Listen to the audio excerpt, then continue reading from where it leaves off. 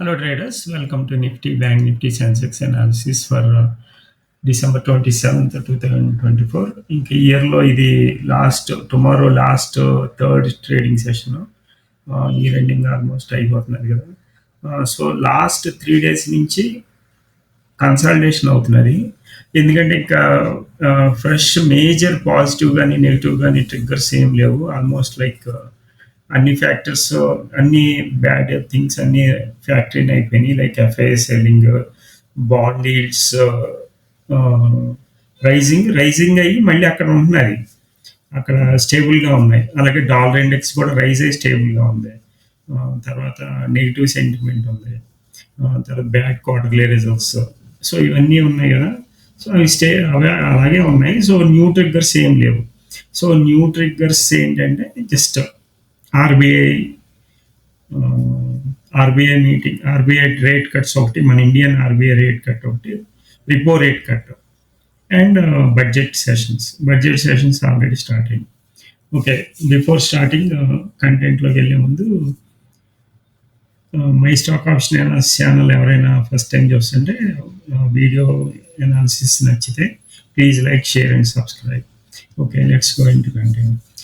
So budget sessions already start అయినాయి అనమాట. So main ఒక స్టడీ అవుతుంది కదా బడ్జెట్ చేసే ముందు, అసలు ఏ ఫ్యాక్టర్స్ తీసుకోవాలి, ఎలకేషన్స్ ఎలా ఉండాలి, ఇవన్నీ చూస్తారు కదా.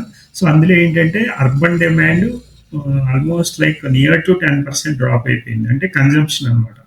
ఆటోమొబైల్స్ తీసుకుంటే 2-wheeler కానీ ప్యాసింజర్ వెహికల్స్ కానీ నియర్ టు 10% డ్రాప్ అయిపోయింది. అలాగే కన్జంప్షన్ కూడా డ్రాప్ అయిపోయింది. ఎందుకంటే ఏది చూసినా ట్యాక్స్ వేసేస్తున్నారు దారుణంగా. ఇన్కమ్ ట్యాక్స్, జిఎస్టీ, ఆ ట్యాక్స్, ఈ ట్యాక్స్ అని రకరకాల ట్యాక్స్లు వేస్తున్నారు.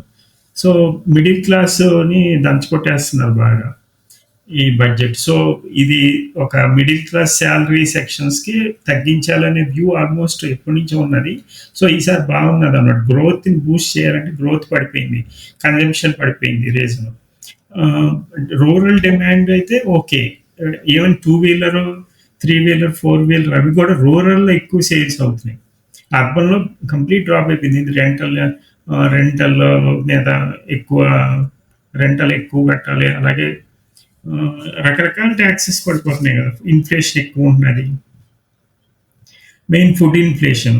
సో అవి కొద్దిగా కంపెన్సేట్ చేసి ట్యాక్స్ కట్స్ ఇస్తే, అదర్వైజ్ ఇది శాలరీ హైక్ చేస్తే అది ఎలాగంటే ఇన్కమ్ ట్యాక్స్ స్లాబ్స్ చేంజ్ చేసే వ్యూ ఏమైనా ఉందా అలా చూస్తున్నారు అనమాట. సో అది ఏమైనా వస్తే కన్జంప్షన్ ఆటోమేటిక్గా ఇంప్రూవ్ అవుతుంది. సో ఈ క్వార్టర్ కొద్దిగా మ్యూటెడ్గా ఉన్నా కూడా, అంటే Q4 లాస్ట్ క్వార్టర్ కదా ఇది, లాస్ట్ క్వార్టర్ మ్యూటెడ్గా ఉన్నా కూడా సో నెక్స్ట్ ఫైనాన్షియల్ నుంచి కొద్దిగా పికప్ అయ్యే అవకాశం ఉందన్నమాట. కన్జంప్షన్ గ్రోత్ కూడా నియర్ టు 6.5 ఉండొచ్చు అని చెప్తున్నారు. రేట్ కట్ అయ్యా కొద్దిగా అది బూస్ట్ చేస్తుంది. మన ఈసారి ఇంట్రెస్ట్ రేట్ ఛార్జెస్ తగ్గుతాయి కాబట్టి ఆల్రెడీ లిక్విడిటీ పెంచి అగ్రికల్చర్ సెక్టర్కి వాళ్ళకి మంచి అలొకేషన్స్ చేశారు. సో దానివల్ల ఏంటంటే కన్జంప్షన్ ఇంక్రీజ్ అవుద్ది, లోన్స్ ఎక్కువ ఇస్తారు, ఇంట్రెస్ట్ రేట్ బర్డెన్ కూడా తగ్గుద్ది.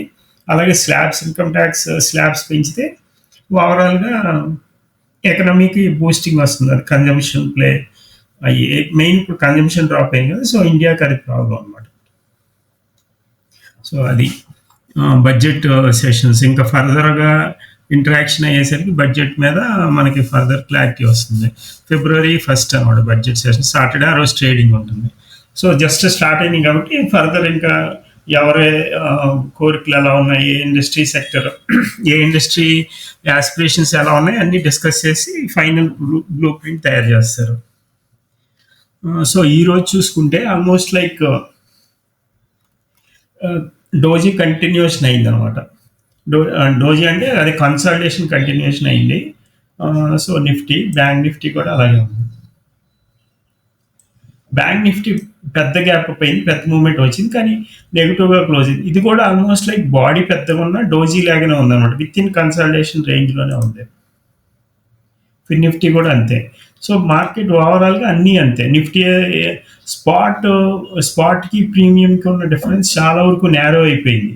సో ఇది నెగిటివ్ వెళ్తే మార్కెట్ పడే అవకాశం ఉందన్నమాట. సో ఆల్మోస్ట్ మంత్ ఎండింగ్ కాబట్టి నెక్స్ట్ మంత్ ఎలా ఉంటుందో ప్రీమియమ్స్ చూసుకోవాలి, దాన్ని బట్టి వెళ్ళాలి. సో ఇది కూడా సెన్సెక్స్ కూడా మంచి టైట్ రేంజ్లో నడుస్తున్నారు అనమాట. గ్లోబల్ మార్కెట్స్ చూద్దాం. గ్లోబల్ మార్కెట్స్ ఫ్లాట్గా నడుస్తున్నాయి ఓవరాల్గా. ఫ్యూచర్స్ ఇది. సో ఫ్లాట్గా నడుస్తున్నాయి. మన మన సెక్టర్ ఎలొకేషన్స్ వచ్చి ఎలా ఉన్నాయి, సెక్టర్ మూమెంట్ ఎలా ఉందో చూద్దాం ఈరోజు. So power, infrastructure, capital goods, pharma ఇవి ఉన్నాయి. మెయిన్ కెమికల్, మీడియా, బ్యాంకింగ్లో లోయర్ వచ్చింది అనమాట. సో ఇక్కడ క్లియర్గా ఉంటుంది. Health care, automobile, PSU banking positive ఉన్నాయి. మెయిన్ నెగిటివ్ వచ్చేసి private banks, metals, bank Nifty, IT కొద్దిగా నెగిటివ్ వచ్చింది అనమాట. ఇక్కడ మనం ఒకటి అనుకున్నాం కదా, నిఫ్టీ 500. సో ఇది 210, 285 ఎక్స్ట్రీమ్ ఫియర్లో ఉంది ఇక్కడ హెల్త్ చెకప్ చూస్తే. సో ఇది అందుకే మార్కెట్ లోయర్ సైడ్ కన్సల్టేషన్ అవుతున్నది. సో ఇక్కడ సపోర్ట్ తీసుకుని పైకి వెళ్ళాలి, అదర్వైజ్ ఇంకా పడే అవకాశం ఉందన్నమాట. సో ఎఫ్ఐఎస్ ఈ రోజు కూడా సెల్ చేశారు near to 2376 crores. DAS near to 3200 crores by చేశారు. అడ్వాన్సెస్ డిక్లైన్స్ వచ్చేసి 1010 అడ్వాన్సెస్ అయినాయి, 1223 డిక్లైన్స్ అయినాయి. ఇది నిఫ్టీ 500లో వచ్చేసి 210 అడ్వాన్సెస్, 285 డౌన్. సో ఇది ఒక నెగిటివ్ బయాస్లోనే ఉంది.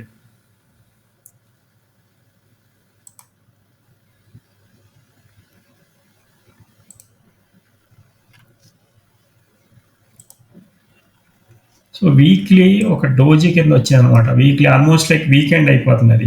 సో ఈ వీక్ రేపు కూడా అలా నడిచిందంటే డోజీ వచ్చి దానిపైన ఎబో కానీ బిలో కానీ మూవ్ అయ్యే అవకాశం ఉందన్నమాట. ఇది డోజీ సెన్సెక్స్లో వీక్లీ. ఇది కూడా సూపర్ డోజీ వచ్చింది. సో అండెసిషన్ అనమాట, బయర్ సెల్లర్ వాల్యూమ్స్ కూడా బాగా డ్రాప్ అయింది. బ్యాంక్ నిఫ్టీ వచ్చేసి ఇది long week up side upper shadow, small ఇది హ్యామర్ కింద అనమాట, నియర్ సపోర్ట్ లాగా రివర్స్ హ్యామర్. సో ఇది కూడా ఫిన్ నిఫ్టీ కూడా అలాగే వచ్చింది weekly. So intraday point of వ్యూలో చూద్దాం. ఇంట్రాడే పాయింట్ ఆఫ్ వ్యూ మంచి గ్యాప్ అప్ అయింది ఈరోజు. నిఫ్టీ వచ్చేసి గ్యాప్ అప్ అయ్యి మనం రెసిస్టెన్స్ అనుకున్నాం కదా, నియర్ టు 850 to 900 ఆ రేంజ్, అక్కడ ఒక రెసిస్టెన్స్ వచ్చింది.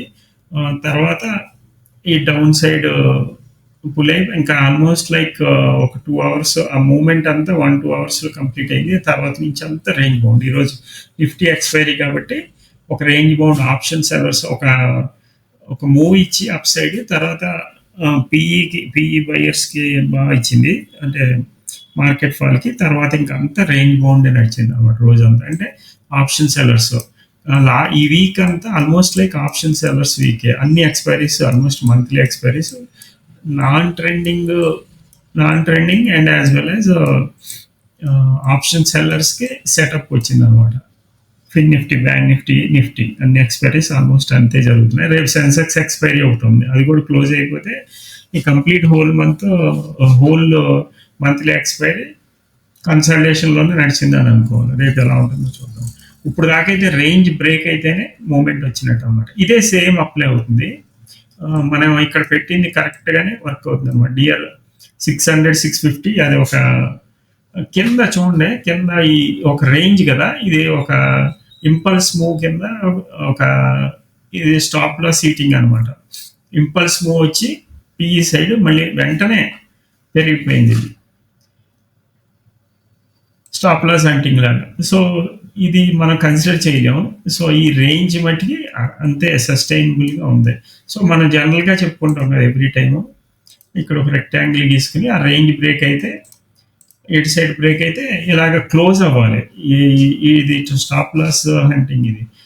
సో ఇది ఇలా విక్ వచ్చిందంటే ఆల్మోస్ట్ లైక్ అది ఒక ట్రాప్ లాగా అనమాట, ఫాల్స్ బ్రేక్అవుట్ లాగా. సో ఇది కన్సిడర్ చేయలేము అనమాట.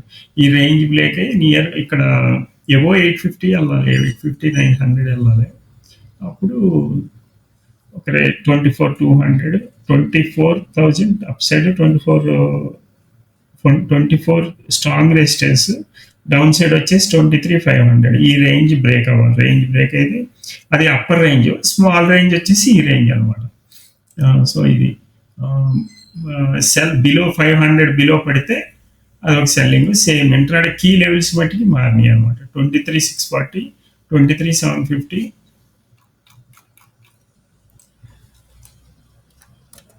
స్లైట్గా చేంజ్ వచ్చినాయి.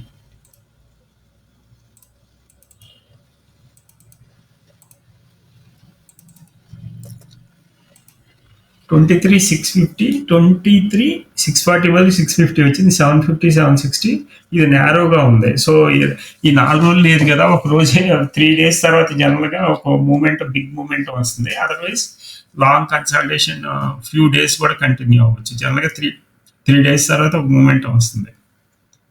సో ఇది టైట్గా ఉంది, ఈ రేంజ్, ఇది కీ లెవెల్స్. సో ఇది బ్రేక్ అయితే మటుకు బాగా వస్తుంది. 23,850. సో ఇది నిఫ్టీ. బ్యాంక్ నిఫ్టీ చూద్దాం.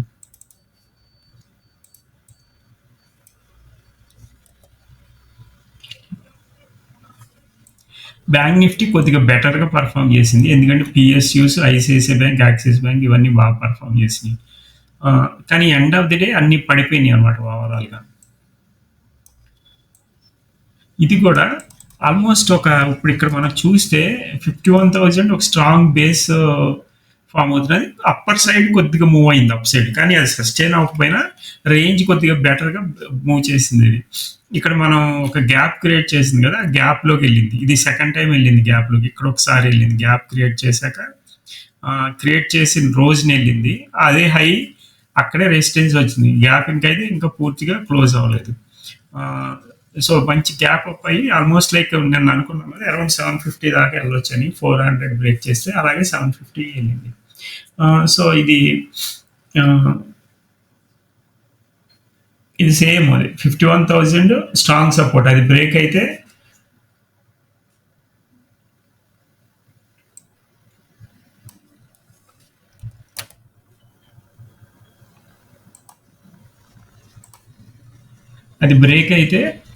ఒక సెల్లింగ్.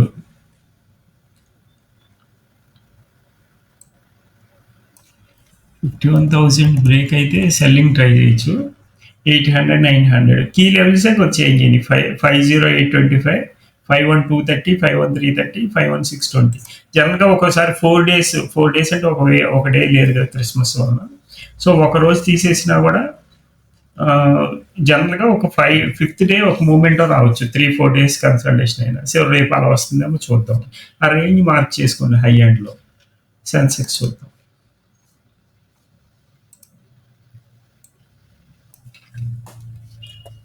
ఇది కూడా గ్యాప్ అప్ అయింది. అన్ని ఇండెక్సెస్ గ్యాప్ అప్ అయినా కూడా గ్యాప్ అంతా క్లోజ్ చేసింది అనమాట. సో అదొక గుడ్ థింగ్ అనమాట. ఇక్కడ కూడా అంతే, ఈ 3-4 daysలో ఏ అయితే గ్యాప్స్ ఉన్నాయో, ఒక గ్యాప్ డౌన్ అయింది ఒకటే, ఇంకా పెండింగ్ ఉందన్నమాట. మిగిలిన 3 ఈరోజు గ్యాప్ అప్ అయినాయి, అవి కూడా ఫిల్ అయిపోయినాయి అన్ని ఇండెక్సెస్. సో అదొక మంచి పరిణామం.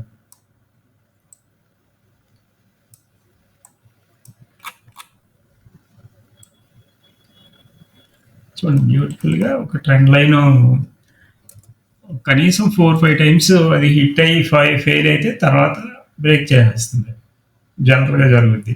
సో ఇందులో కూడా కీ లెవెల్సే గ్యాప్ అప్ అయ్యి ఆల్మోస్ట్ మనం ఇలా అనుకున్నాం కదా 900 ఆ రేంజ్ దగ్గర నుంచి, అక్కడి నుంచే డ్రాప్ అయిపోయింది, బాగా పడింది. ఇది కూడా ఫేక్ బ్రేక్ డౌన్ ఇచ్చి ఈ జోన్ దగ్గర నుంచి అప్ సైడ్ మంచి పెద్ద వీక్ వచ్చేసింది అనమాట. ఒక ఫ్రీక్ ట్రేడింగ్ లాగా, స్టాప్ లాస్ హంటింగ్ లాగా.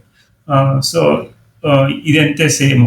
77,900, 78,2,000 దగ్గర ఒక బై లెవెల్. ఇక్కడ చూడండి ఎలా చెప్పుకుంటే ఇలా అనుకుంటే అది ఒక సపోర్ట్ కింద పనిచేసింది. అక్కడి నుంచే కరెక్ట్గా బౌన్స్ అయింది. అలాగే సెల్లింగ్ 78,900, 300 ఆ రేంజ్ నుంచి సెల్లింగ్. కీ లెవెల్సే కొంచెం చేంజ్ అయ్యింది అనమాట. 78,125, 78,460, 78,540 అండ్ 78,850. సో ఇవి కీ లెవెల్స్ అనమాట. అప్ సైడ్ 900, 78,900, 79,200 దాకా ఒక రెసిస్టెన్స్ ఉంది. అది క్లియర్ చేస్తే అప్ సైడ్ మూమెంట్ ఉంటుంది. సో ఇది ఇలా కన్సల్టేషన్ అయితే మంచిది, ఎందుకంటే ఒక మూమెంట్ అప్ సైడ్ కానీ డౌన్ సైడ్ ఇస్తే ఒక ట్రెండింగ్ మూవ్ వస్తుంది అనమాట. ఈ డేస్ అంతా వేస్ట్ అయిందంతా ఒక పెద్ద అప్ మూవ్తో క్లియర్ అయిపోతుంది. ఒక మంచి మూవ్ వస్తే అక్కడ ఎర్న్ చేయొచ్చు బాగా.